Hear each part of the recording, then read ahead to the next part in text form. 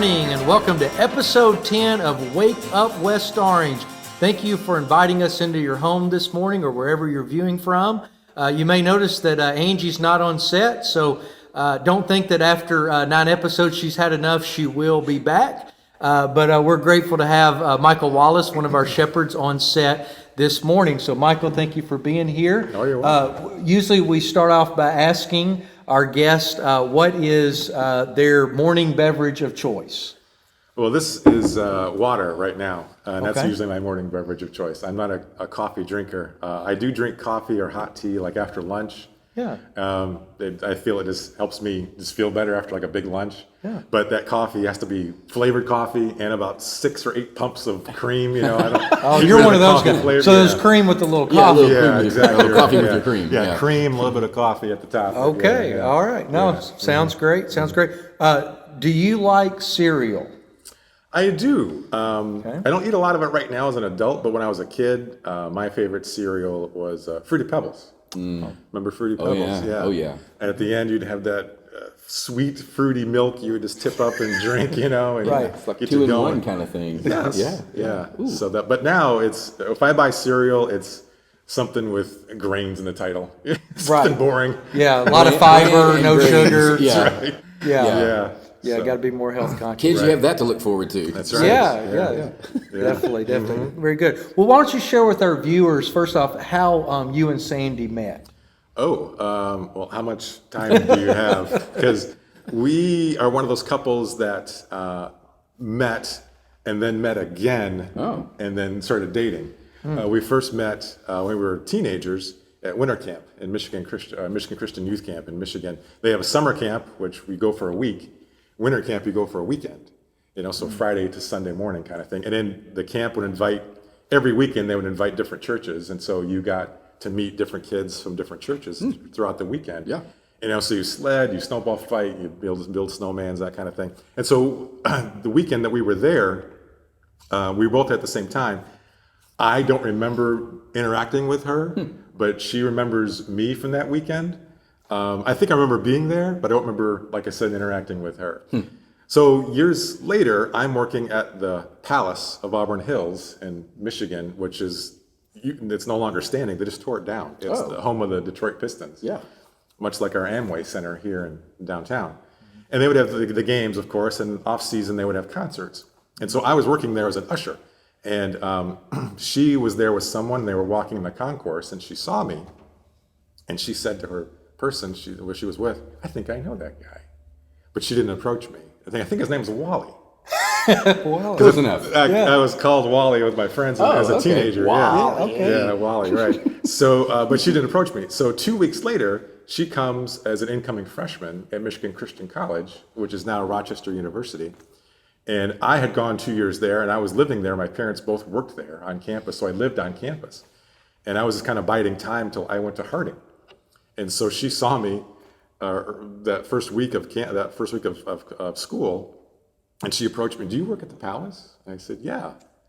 She goes, "I saw you there." And then it took up a conversation, and we've been together basically ever since. Wow. And that was the fall of 1988.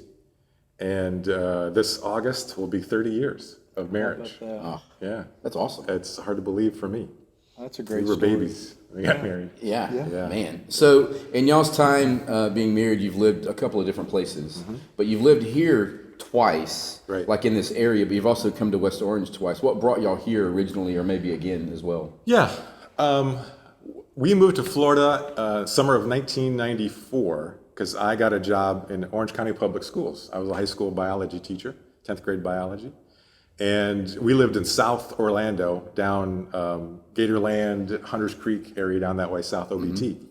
And we ended up at Concord Street for a little bit, and we were there for a while and never really got plugged in there and just didn't really, just connect, I guess, anything. So we started looking around again and came here and immediately felt very welcomed, even back then, very welcomed, very accepted and loved, and felt like we could get plugged in pretty quickly here and make some good, close friends. And I remember visiting here. We were still early in our, visiting churches, and we came here the second time or something, and we came on a Sunday night, and we pulled in the parking lot, and it just started to mist rain a little bit, and a rainbow appeared over the children's church building. So then, okay, that's a sign Yeah. we should be here. Yeah. So sure enough, we've The been clouds here. parted, the Yeah. lights shone down, Right. the rainbow. God's like, don't miss this. This is the place. Yeah, right. So That's neat. that's about 96. So we stayed here from 96 to 2000. Family circumstances took us back to Michigan from 2000 to 2007. And then in 07, circumstances changed again. We decided to come back. And so coming back, we knew we wanted to be right here because we had left on really good terms. Everybody, it's a great church to be a part of. And, and so we wanted to live between church and Disney because basically we got our old jobs back at Disney, like we never left. And so we thought, well, Winter Garden's the place we should move to. But it seems like in those 7 years we were gone, everyone else who moved to Florida had the same idea because this place just exploded with houses while we were gone. Yes. This was hardly anything when we left. So coming back here the second time was really a no-brainer. In fact, when we knew we were coming back, before our house was finished and built, we lived with Robert and Laura Day for about maybe 8 weeks or so.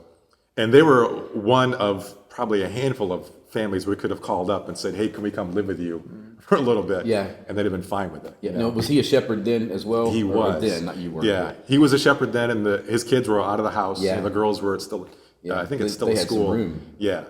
So, yeah, we lived with them for probably, I think, 6, 8, 10 weeks, something like that, and then finished the house, and where we are now. So West Orange has been a huge blessing in our life. And I hope that everyone who comes here and visits here feels the same way.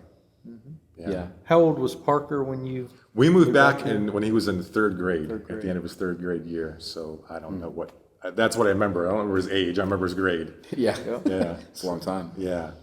So you've been here those 2 times, and then I think y'all have been affected by the friendliness and the family atmosphere of the church. But the church was affected by y'all's involvement and kind of jumping in and being a part of everything, because now you're a shepherd, as Brian mentioned kind of in the intro. So what has that been like, being a shepherd? Being a shepherd, but also here. Yeah. It has its ups and downs, just like any job, you have ups and downs. And I feel a great weight of responsibility. Me and the other guys have been chosen to lead a body of believers on their walk with God. And that's a great, responsibility we have. However, the guys that I'm with, we're very close friends. I think we get along very well. And that makes it a lot easier to make decisions, Yeah. And, and I think we all have the same goal. It's just like Matt mentioned a couple weeks ago, was how we get there. It's the how that we work through. And so sometimes we'll have a kind of a spectrum of ideas and opinions, and we have, as you've seen yourselves, some lively discussions maybe, but those coming through those discussions, at the other side, we have kind of a clear path of who we are, where we want to go, and how can we further God's kingdom, in this area. Yeah. And so overall, it's a blessing for sure, and a responsibility, but overall, it's enjoyable. Yeah. So with that kind of same thought you're talking about, what would you see as some things, or maybe one thing that you really look forward to or hopeful for our church? Well, I'm excited. I think going back to my biology days, using a word, I'm excited about the number of tentacles we have in this community. I think if we just sat here for 5 minutes, we'd probably come up with a dozen ways that we have partnerships, relationships with this community, as a whole. Sure. And so that's exciting to me. I think that's what we were called to do, is to get involved with the community and people around us. And I think of in the movie It's a Wonderful Life, Jimmy Stewart gets the opportunity to see what life is like if he were never born. And I think if we take a step back and say, am I impacting people in a positive way versus a negative way? And at the church, I think if this church were suddenly disappear, it would leave a huge vacuum in this community. And so I think that's good for us to think about, and how we are impacting through our service projects, through our mentoring, our volunteering, financial support, all that, And so I'm excited about growing the church and expanding our good deeds, basically in the community. And hopefully that's part of our legacy. That when people think of West Orange or hear the name of West Orange, they think, oh, that's that church that helped us do X, Y, and Z, or they helped my friend, whatever. Yeah. I think that would be I think that's all God's calling us to do, is just be that impact in people's positive impact on people's lives, and spread the kingdom. You know. Definitely. I was recently on a call with Lynette, and of course, we went through that training with her recently, and but she was explaining to me more about Poverty Solutions Group and how that connects with Circles, and she specifically mentioned you and Sandy and all of your involvement there as allies and all. So, So anyway, but I appreciate all that you guys do beyond being on our praise team and serving as a shepherd and all of that, that commitment to that specific ministry. And you're right, we do. The church has a lot of tentacles in the community. So something back to personal with you, share something with our viewers, maybe something that we don't know about Michael Wallace that you could share with us. Well, I bet you don't know this. Okay. This past Tuesday, I went to Publix. Did you know that? Nobody watching probably knew that. Well, there you go. No, you're looking for something more interesting, probably. Yes, Okay. yes. All right. I have a couple of things. It'll be hard to beat that. I but know. Let's see if you can beat Nobody it. knew that except for me. I don't know if Sandy even knew that I went to Publix on Tuesday. Wow. So I think, as I mentioned before, we came to Florida because I was a high school biology teacher. And being a biology teacher, I kind of focused on reptiles. I don't know why. They just fascinate me. And so through my life, I've had pet snakes, lizards, and turtles, and a couple of iguanas. And I don't have anything right now, but I've always been drawn to reptiles. And so people who have my cell number call me or text me with a picture and say, is this friend or foe sometimes, or what should I do about it? What is this? Right. You know, and sometimes I just respond and say, it's harmless, leave it alone, it'll go on its way. Or do you want me to come and get it? Because I've done that before. I've jumped in the car and in fact, I was at Disney one time on the job, and they have a backstage area called Central Shops. And Central Shops is where a lot of engineering and manufacturing take place. So painting and fabricating, things like that. And I was there for something. And I heard this kind of scuffle, and I heard the word snake. So I walked over there, what's going on, fellas? And they said, well, there's a snake in the shelving unit or lumber or pipes, whatever it was.